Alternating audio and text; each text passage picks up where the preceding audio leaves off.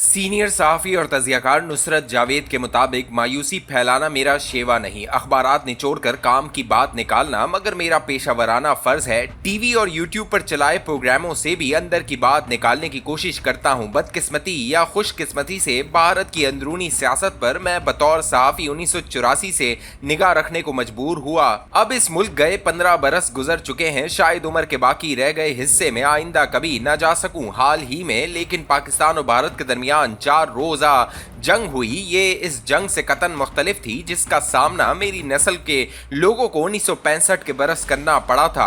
इन दिनों जमीनी अफवाज की पेशकदमी से दुश्मन के ज्यादा से ज्यादा इलाके हथिया लेना जंग का अहम तरीन हदफ शुमार होता था। इसके अलावा फिजाई हमले होते भारतीय तैयारों की आमद से कबल मगर सायरन बजाकर शहरियों को खंदकों में छुप जाने की दरख्वास्त की जाती। रात को बिजली जलाना दुश्मन के हमले को दावत देने के मुतरादिफ होता था। हालिया जंग के दौरान पाकिस्तान में कहीं भी सायरन नहीं बजे, न ही ये तासुर मिला कि भारतीय अफवाज ने हमारे किसी शहर पर कब्जे की तैयारी कर ली है। 6 और 7 मई की दरमियानी रात भारतीय मिसाइल पाकिस्तान के मुरीद के बहावलपुर और मुजफ्फराबाद जैसे शहरों में आबाद चंद मसाजिद और मदारस पर हमला आवर हुए। इन्हें दहशत गर्दों की तरबियत गाहें पुकारा गया। इन्हें तबाह कर लेने के बाद 7 मई की दोपहर भारतीय वजारत खारजा के सेक्रेटरी के जरिए ये पैगाम दिया गया कि अपने अहदाफ के हुसूल के बाद भारत को अब मजीद किसी हमले की जरूरत नहीं रही। पाकिस्तान इस फराक दिली को कबूल कर ही नहीं सकता था। 6 और 7 मई की रात हुए भारतीय हमलों के जरिए दुनिया को दर हकीकत पैगाम देने की कोशिश हुई थी कि पहलगाम में 22 अप्रैल 2025 के रोज हुए हमले के जिम्मेदार पाकिस्तान से आए थे। पाकिस्तान अपने यहाँ मुबैना तौर पर कायम दहशतगर्दों की नर्सरियों पर काबू पाने में नाकाम रहा है। हमारा बतौर रियासत जो फरीजा था, भारत ने इसे अपने मिसाइलों के जरिए निभाने का फैसला किया। ये पैगाम देते हुए भारतीय हुक्काम ये भूल गए कि पाकिस्तान की खुद मुख्तार सरहद की बेदरेक खिलाफ वर्जी के जरिए हमें सबक सिखाने की कोशिश हुई है। पाकिस्तान अगर इन हमलों का जवाब न देता तो भारत को जनूबी एशिया का थानेदार तस्लीम कर लेता। जायज़ बुनियादों पर लिहाजा पाकिस्तान की जानिब से मौसर जवाब आया और इसकी शिद्दत ने अमरीकी इंतजामिया को चौंका दिया।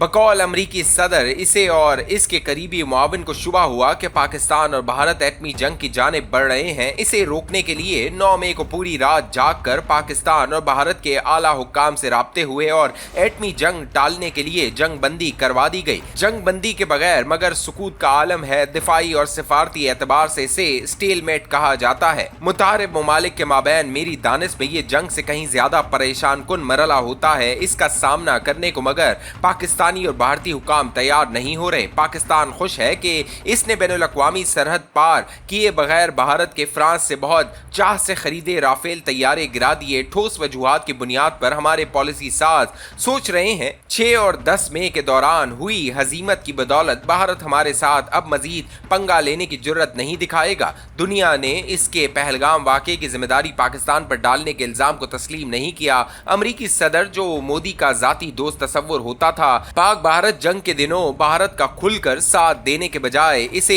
जंगबंदी को मजबूर करता रहा। इसके अलावा भारत के जंगी जुनून ने भारत में गैर मुल्की सरमायाकारी के इम्कानात को शदीद धचका लगाया है। भारतीय हुकूमत को अब अपने माली और नफसियाती नुकसानात के मदावे पर तवज्जो देना होगी। मंगल के रोज पाकिस्तान के वजीर आजम ने पाकिस्तान के चंद सहाफियों को चाय पर बुलाया था। मैं भी इस गिरोह में शामिल था जिसे इनकी गुफ्तगू सुनने का मौका मिला। वजीर आजम पाकिस्तान मोहतात अंदाज में मस्कुरा वाला ख्यालात पर इन्हिसार करते हुए अपनी गुफ्तगू के दौरान 10 जून को पेश होने वाले बजट के अहदाफ और खदोखाल पर तवज्जो देते सुनाई दिए।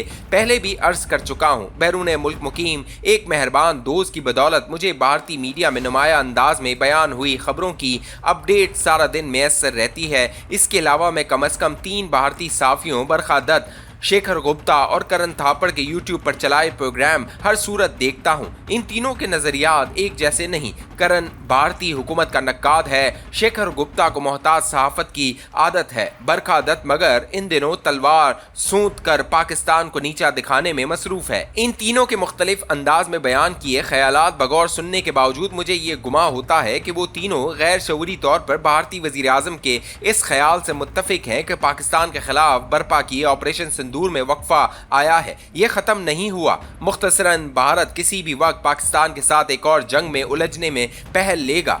मैं इस जायजे से इत्तेफाक करता हूँ। मेरे सहाफ़ी दोस्तों में से जो मुझसे कहीं ज़्यादा मुतहरिक और फैसला साजों तक मौसर रसाई के हामिल है, मगर एक भी मेरे खदशात से इत्तेफाक नहीं करता। एहतरामन या प्यार से मेरी जहालत का मजाक उड़ाने के बजाय मेरी तवज्जो किसी और मौजू की जानिब मबजूल कर दी जाती है। बुत की सुबह मगर मैंने भारतीय अखबारात में ये खबर पढ़ी कि भारतीय वजारत दिफा ने EP के तहत फौरी तौर पर तकरीबन 40,000 करोड़ भारतीय रुपए खर्च करने का फैसला किया है। याद रहे, ये रकम वहां माली साल के दौरान दिफा के लिए मुख्तस किए बजट का 15 से 20% है। EP के मायने हैं इमरजेंसी प्रोक्योरमेंट, जिसका मतलब है हंगामी हालात में हुई फौरी खरीदारी। इसका जवाब देते हुए भारतीय वजारत दिफा ने अपनी हुकूमत को तहरीरी तौर पर आगाह भी किया है कि 8 मई की रात पाकिस्तान ने भारत की वादी लीपा से सरकरीक तक मौजूद दिफाई तनसीबात पर 300 से 400 ड्रोन भेजे थे। बगैर कहे गोया तस्लीम कर लिया गया कि इनकी बदौलत जो नुकसानात हुआ इसके अजाले की ज़रूरत है। 9,000 करोड़ भारतीय रुपए इस पर खर्च होंगे। 31,000 करोड़ से मगर फौरी तौर पर चंद ऐसे आलात खरीदने का मंसूबा है जो पाकिस्तान के दिफाई निज़ाम को मफलूज बना दे। सवाल उठता है कि जंगबंदी के बगैर हंगामी हालात में जंगी सामान की फौरी खरीदारी क्यों दरकार है।